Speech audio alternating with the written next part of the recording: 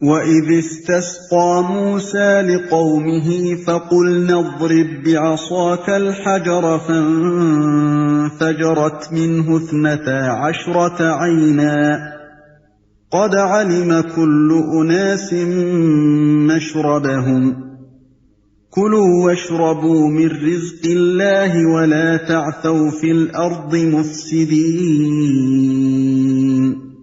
یاد کرو جب موسیٰ نے اپنی قوم کے لیے پانی کی دعا کی تو ہم نے کہا کہ فلاں چٹان پر اپنا عصا مارو، چنانچہ اس سے 12 چشمے پھوٹ نکلے، اور ہر قبیلے نے جان لیا کہ کون سی جگہ اس کے پانی لینے کی ہے۔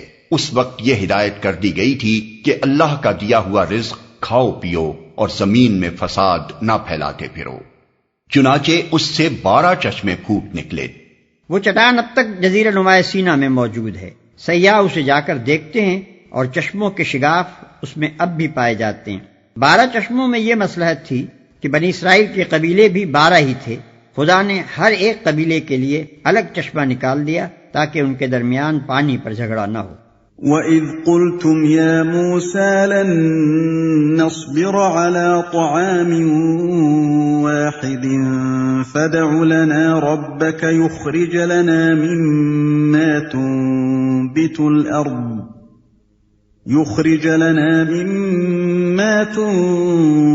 الْأَرْضُ مِن بَقْلِهَا وَقِثَّائِهَا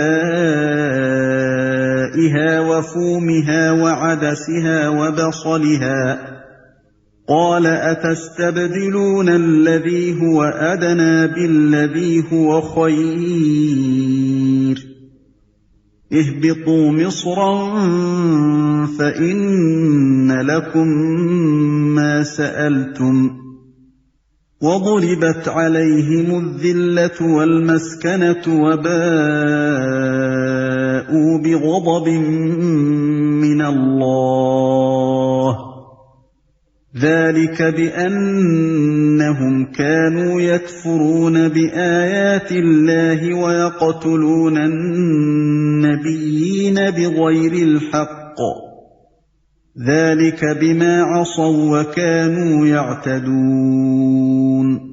یاد کرو جب تم نے کہا تھا کہ اے موسیٰ ہم ایک ہی طرح کے کھانے پر صبر نہیں کر سکتے، اپنے رب سے دعا کرو کہ ہمارے لیے زمین کی پیداوار، ساگ، ترکاری، کھیرا، ککڑی، گیہوں، لہسن، پیاز، دال وغیرہ پیدا کرے۔ تو موسیٰ نے کہا کیا ایک بہتر چیز کی بجائے تم ادنا درجے کی چیزیں لینا چاہتے ہو؟ اچھا کسی شہری آبادی میں جا رہو، جو کچھ تم مانگتے ہو وہاں مل جائے گا۔ آخر کار نوبت یہاں تک پہنچی کہ ذلت و خواری اور پستی اور بدحالی ان پر مسلط ہو گئی اور وہ اللہ کے غضب میں گر گئے۔ یہ نتیجہ تھا اس کا کہ وہ اللہ کی آیات سے کفر کرنے لگے اور پیغمبروں کو ناحق قتل کرنے لگے۔ یہ نتیجہ تھا ان کی نافرمانیوں کا اور اس بات کا کہ وہ حدود شرع سے نکل جاتے تھے۔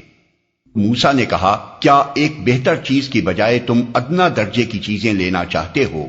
یہ مطلب نہیں ہے کہ من و سلوہ چھوڑ کر جو بے مشقت مل رہا ہے وہ چیزیں مانگ رہے ہو جن کے لیے کھیتی باڑی کرنی پڑے گی، بلکہ مطلب یہ ہے کہ جس بڑے مقصد کے لیے یہ صحرا نوردی تم سے کرائی جا رہی ہے اس کے مقابلے میں کیا تم کو کام و دہن کی لذت اتنی مرغوب ہے کہ اس مقصد کو چھوڑنے کے لیے تیار ہو اور ان چیزوں سے محرومی کچھ مدت کے لیے بھی برداشت نہیں کر سکتے؟ وہ اللہ کی آیات سے کفر کرنے لگے۔ آیات سے کفر کرنے کی مختلف صورتیں ہیں، مثلا ایک یہ کہ خدا کی بھیجی ہوئی تعلیمات میں سے جو بات اپنے خیالات یا خواہشات کے خلاف پائی اس کو ماننے سے صاف انکار کر دیا۔ دوسرے یہ کہ ایک بات کو یہ جانتے ہوئے کہ خدا نے فرمائی ہے پوری ڈٹائی اور سرکشی کے ساتھ اس کی خلاف ورزی کی اور حکم الہی کی کچھ پرواہ نہ کی۔ تیسرے یہ کہ ارشاد الہی کے مطلب و مفہوم کو اچھی طرح جاننے اور سمجھنے کے باوجود اپنی خواہش کے مطابق اسے بدل ڈالا۔ پیغمبروں کو ناحق قتل کرنے لگے۔ بنی اسرائیل نے اپنے اس جرم کو اپنی تاریخ میں خود تفصیل کے ساتھ بیان کیا ہے۔ مثال کے طور پر ہم بائبل سے چند واقعات یہاں نقل کرتے ہیں۔ 1.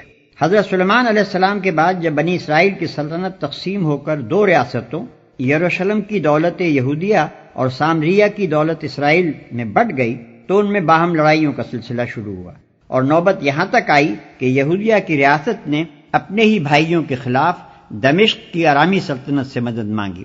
اس پر خدا کے حکم سے حنانی نبی نے یہودیہ کے فرمانروا آسا کو سخت تنبیہ کی، مگر آسا نے اس تنبیہ کو قبول کرنے کے بجائے خدا کے پیغمبر کو جیل بھیج دیا۔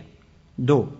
حضرت ایلیا علیہ السلام نے جب بال کی پرستش پر یہودیوں کو ملامت کی اور اثر نو توحید کی دعوت کا سور پھونکنا شروع کیا تو سامریہ کا اسرائیلی بادشاہ اخی اب اپنی مشرک بیوی کی خاطر ہاتھ دھو کر ان کی جان کے پیچھے پڑ گیا، حتیٰ کہ انہیں جزیرہ نمائے سینا کے پہاڑوں میں پناہ لینی پڑی۔ اس موقع پر جو دعا حضرت الیاس نے مانگی ہے اس کے الفاظ یہ ہیں: بنی اسرائیل نے تیرے عہد کو ترک کیا، تیرے نبیوں کو تلوار سے قتل کیا، اور ایک میں ہی اکیلا بچا ہوں، سو وہ میری جان لینے کے در پہ ہیں۔ 1 سلاطین باب 19 آیت 1-10۔ 3. ایک اور نبی حضرت میکایہ کو اسی اخی اب نے حق گوئی کے جرم میں جیل بھیجا اور حکم دیا کہ اس شخص کو مصیبت کی روٹی کھلانا اور مصیبت کا پانی پلانا۔ سلاطین باب 22 آیت 26 اور 27۔ 4. پھر جب یہودیہ کی ریاست میں علانیہ بت پرستی اور بدکاری ہونے لگی اور زکریا نبی نے اس کے خلاف آواز بلند کی تو شاہ یہودا یواس کے حکم سے انہیں عین ہیکل سلیمانی میں مقدس اور قربان گاہ کے درمیان سنسار کر دیا گیا۔ 2 تواریخ باب 24 آیت 21۔ 5. اس کے بعد جب سامریہ کی اسرائیلی ریاست آشوریوں کے ہاتھوں ختم ہو چکی اور یروشلم کی یہودی ریاست کے سر پر تباہی کا طوفان تلا کھڑا تھا تو یرمیاہ نبی اپنی قوم کے زوال پر ماتم کرنے اٹھے اور کوچے کوچے انہوں نے پکارنا شروع کیا کہ سنبھل جاؤ ورنہ تمہارا انجام سامریہ سے بھی بدتر ہوگا۔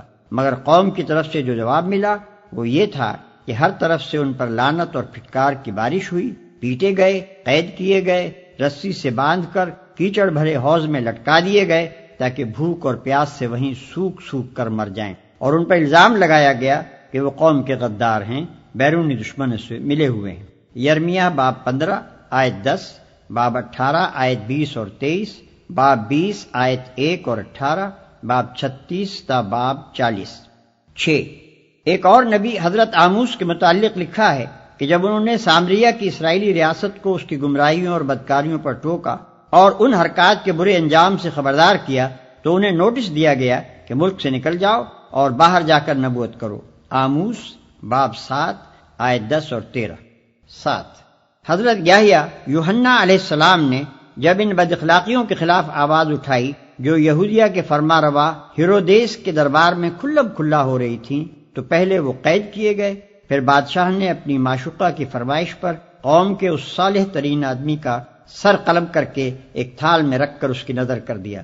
مرقس باب 6 آیت 17 اور 29۔ 8. آخر میں حضرت عیسیٰ علیہ السلام پر بنی اسرائیل کے علماء اور سرداران قوم کا غصہ بھڑکا، کیونکہ وہ انہیں ان کے گناہوں اور ان کی ریاکاریوں پر ٹوکتے تھے اور ایمان و راستے کی تلقین کرتے تھے۔